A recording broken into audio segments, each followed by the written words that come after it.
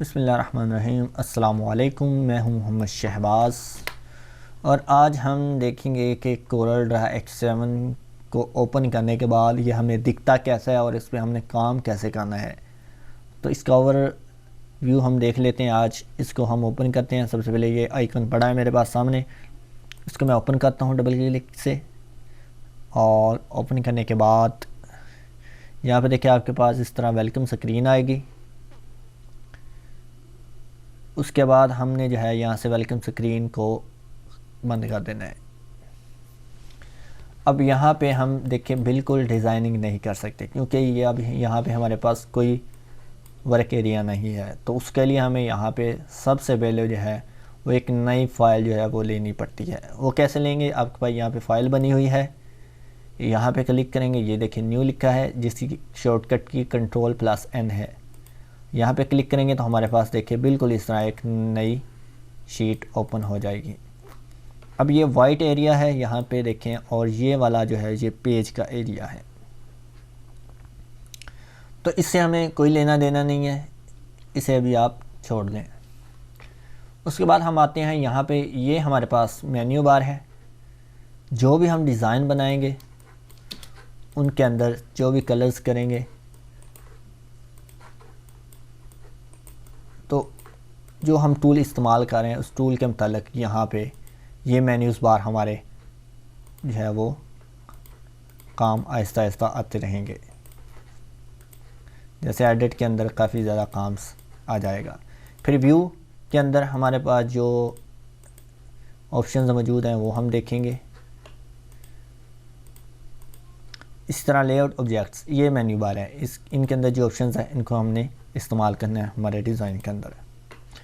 उसके बाद नीचे आ जाएं, ये वाली हमारे पास क्विक एक्सेस टूल बार है, क्विक एक्सेस टूल बार, जिसमें हमारे पास यहाँ पे शॉर्ट दिया है Ctrl+N यानी कि न्यू शीट के लिए उसका आइकन दिया है। इसके ऊपर क्लिक करेंगे तो हमारे पास इसी के अंदर एक और न्यू शीट आ जाएगी, ये देखें, जिसके यहाँ पे आपके पास टैब्स बनते जाएंगे।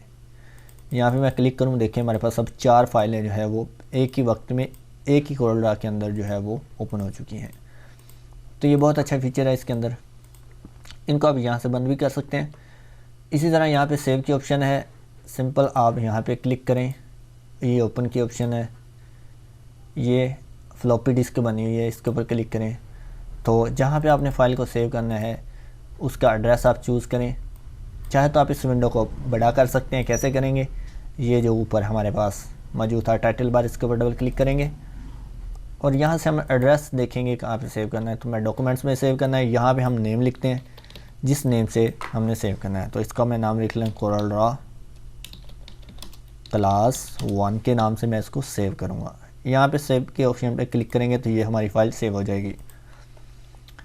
इस तरह यहाँ पे ये हमारे पास प्रॉपर्टी बार है जो कि हर टूल के हिसाब से चेंज होती रहेगी।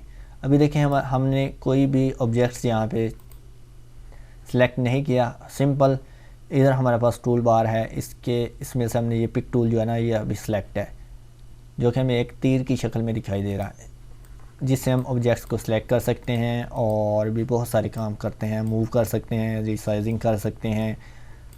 तो इसका भी बहुत ज़्यादा काम है। तो ये पिक टूल के हिसाब से देखें अभी यहाँ पे हमारे पास प्रॉपर्टी बार और आ रही है, जिसमें यहाँ पे पेज का साइज़ है। ये पेज का साइज़ कौन सा होता है? जब हम प्रिंट निकालते हैं तो प्रिंटर के अंदर जो पेज हम रखते हैं यानी कि A4 या लीगल ये वाला, तो ये इसका साइज़ यहाँ पे आ रहा है। जहाँ पे देखें लेटर, इसको तब्दील कर सकते हैं A4, लेकिन इसका हमारे डिज़ाइन के साथ कोई लेना देना नहीं है, अभी इसको छोड़ दें। उसके बाद ये यूनिट्स, ये वाली चीज़ हमारे ज़्यादा काम आएगी। यूनिट्स के अंदर देखें अभी हम जो भी डिज़ाइन बनाएंगे वो हमें यहाँ पे मिलीमीटर्स के अंदर जो है वो दिखाई देगा, लेकिन हम चाह रहे हैं कि ये मिलीमीटर्स के अंदर नहीं, हमने काम करना है इंचज़ के अंदर। तो यहाँ से हम यूनिट चेंज कर लेते हैं, यहाँ पे क्लिक करेंगे और यहाँ से हम इंच कर देंगे। ये देखें जी, अभी देखिए यहाँ पे हमारे पास सारी चीज़ें जो है प्रॉपर्टी बार के अंदर, अगर मैं ऑब्जेक्ट को सिलेक्ट करता हूँ तो उसकी इधर प्रॉपर्टी आ जाती है, जिसमें यहाँ पे इसका साइज़ है कि इसकी चौड़ाई कितनी है, इसकी लंबाई कितनी है, प्रीसिजन परसेंटेज के हिसाब से है, फिर इसकी रोटेशन है। ये इस तरह की प्रॉपर्टी बार हम आगे जाके देखेंगे। इधर हमारे पास टूल बार्स हैं कि कौन कौन से टूल है इसके, जिसमें यहाँ पे देखें हमारे पास बेसिक शेप्स टूल है, जिसमें ये रेक्टेंगल है, इनको हम ड्रैग करेंगे इस तरह लगा लेंगे। सर्कल टूल है, फिर इसी तरह ये हमारे पास पेंटागॉन्स शेप्स टूल है, फिर इसी तरह ये टेक्स्ट टूल है। तो ये भी हम ऐसा ऐसा देखते रहेंगे। और उसके बाद ये ज़्यादा यूज़ होने वाला टूल हमारा पिक टूल है, जिससे हम ऑब्जेक्ट्स को सिलेक्ट करके मूव करते हैं या इनका साइज करते हैं। इसके बाद जो है वो हमारे पास इस जानब आ जाएं, ये कलर्स बार हैं या कलर पैटर्न्स भी बोलते हैं इनको हम, जिनके अंदर हमारे पास यहाँ पे कलर्स मौजूद हैं। आपके पास यहाँ पे नीचे कलर बार नहीं आ रही होगी, बिकॉज ये मैंने खुद लगाई हैं, तो इनको हम खुद भी लगा सकते हैं। अब मैं स्क्रीन को ज़रा क्लियर कर दूँ।